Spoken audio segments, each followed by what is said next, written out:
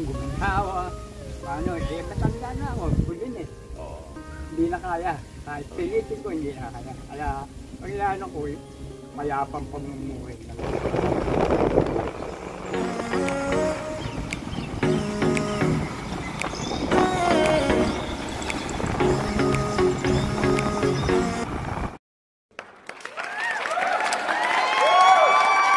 Kwento ng buhay sa ating Jason 23 TV at andito na naman tayo sa isang lugar, sa isang matantubig na nakakita tayo ng isang homeless family na gusto nating tulungan at gusto nating pagbigyan na konting tulong na galing sa ating mga sponsor. So sa pag-iikot natin sa lugar dito sa Matantubig ay nakakita tayo ng isang homeless family na isang nakaupo sa kanyang bahay na tila na wala siyang kausap, at ako naman ay nilapitan ko siya at gusto kong bigyan siya ng grocery at sa bigas na galing sa ating mga sponsor. So let's go guys, at samahan niyo akong kausapin natin si Kuya Joel. Diba?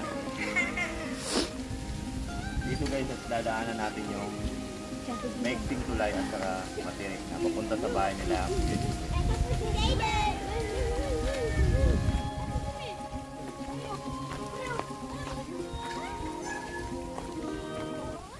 Sa bahay ni Kuya Joel, at katabi ko na nga si Kuya Joel, at ayan niya. Magandang araw po Kuya Joel. Ako po si Jason 23 TV at isang content creator lang, isang charity vlogger na gusto tumulong sa mga homeless family na maliit man o malaki. Gusto nating tumulong sa kapwa natin sa pamamagitan ng galing sa puso na tulong na walang kapalit sa pamamagitan ng ating mga sponsor. Kaya syempre maraming salamat sa inyo guys, at eto na, usapin natin si Kuya Joel. Matanong ka namin Kuya Joel, gaano ka nakatagal ditong nakatira sa tinitirahan mo na to? Meron na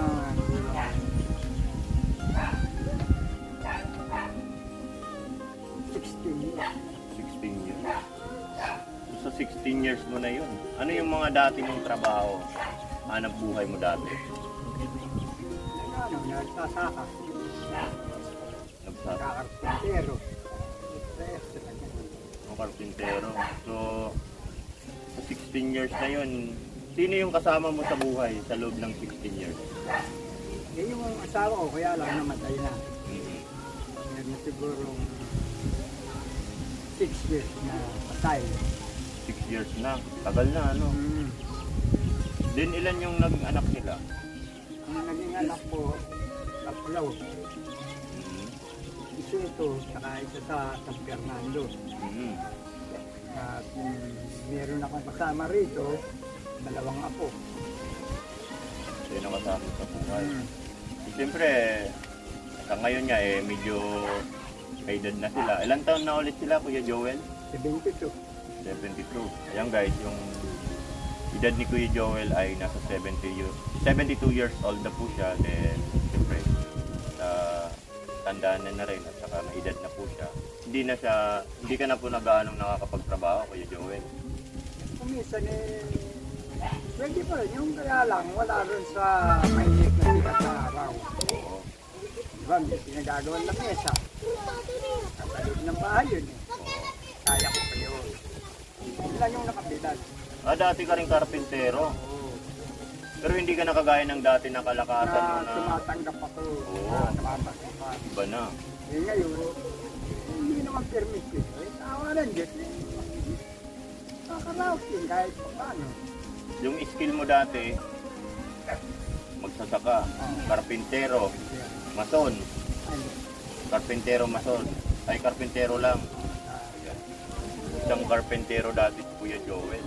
Isang magsasaka. Kaya siyempre, mabuhay sa inyong lahat ng magsasaka at saka karpintero. Dahil siyempre, kung hindi dahil sa inyo, walang gaanong project o kaya walang gaanong nagagawa or napapaunlad kung hindi dahil sa inyo. Kaya God bless sa inyo mga idol. At siyempre, ayun nga Kuya Joel, siyempre may edad ka na. Ngayon, nandito ka na lang palagi sa bahay. Sa pang-araw-araw nyo na pangangailangan or siyempre, mga expenses, paano kayo nakakalipas sa isang araw? Ayun ang anak ko. Nabalo na rin yan, namatay na rin ang asawa eh. Oo. May 2 anak, yung kasama ko. Kaya ako sinamahan sila rito binabantayan ko yung dalawang apo ko. Oo. At siya naman ang sumisilot, namamasukan sa labor, nag-labor, sa masipag naman, kahit na ano. Yun napakaganda. Napakaganda kasi ng ano ni Tatay Joel ay nagbabantay siya ng dalawang apo. Din yung anak niya po ay nagtatrabaho. Sa ganong paraan, natutulungan niya po yung anak niya. Dahil nabalo eh. Oo. Pero may anak ako sa San Fernando, dati doon ako. Binabantayan ko rin yung apo ko niya sa pag-aaral. Oo. Eh, namatay ang asawa nito, mas obligado ko rito. Dahil hindi siya makakakita. Nagbabantay siya sa dalawang naaral, sino magkakasado sa kanya. Ganyan ang buhay sa dito. Kaya napakaganda ng kwento ng buhay. Kuya, no? Siyempre, lagi lang tayong magdadasal at saka laging mag-iingat at sana healthy po tayo palagi para hindi tayo magkakaroon. Yun nga ang panalangin ko, maiwas ako sa mabigat na karamdaman. Yun. Kahit na medyo kumisa, tinatapos. Oo. Talagang Awa naman ng Diyos eh. Namimintin naman namin yung pangaraw-araw na buhay. Hindi naman nag-aabot-abot. Pag-alimbawa, wala lang bigat, magkakatrabaho. Pinagtulungan naman ako ng mga ibang kapatid. isang napakaganda ano. Saka, siyempre, bilang nag-iisa kayo at mag-isa lang kayo sa bahay, siyempre hindi nyo masasabi ang panahon, oras, mga pangyayari.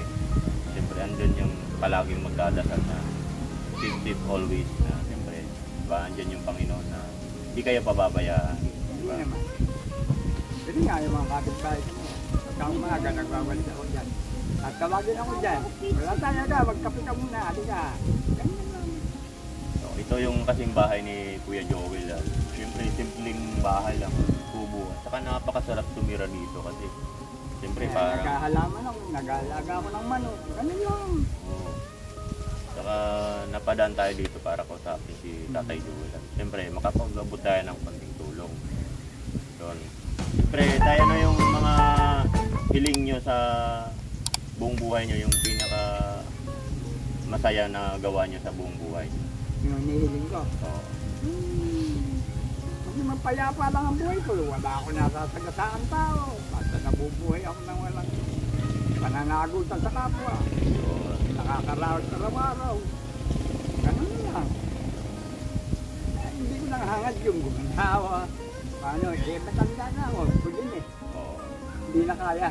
Kahit pilitin ko, hindi na kaya. Kaya, ang inaano ko, payapang pamumuhay ka lang. Yun. Ayan, napakagaling talaga ni Kuya Joel.